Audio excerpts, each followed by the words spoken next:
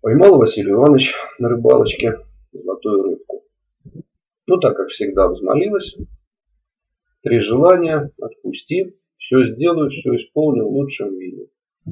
Ну, Василий Иванович подумал, говорит, так, хочу новую шашку, алмазами отделанную. Бах, есть шашка, все, вопросов нет. Хочу новую бурку красивую. На тебе и бурку. 3 желание думал. Хочу, говорит, хуй, как у коня Буденного. Все будет, не вопрос, иди. Ну, пошел. До хаты доходит, заходит туда, там Петька сидит. Петька, говорит, глядишь, что у меня есть. Штаны шварка расстегивает, спускает. Петька, глядь. Хуй, блядь. Ух и пиздище, что тебя, Василий Иванович.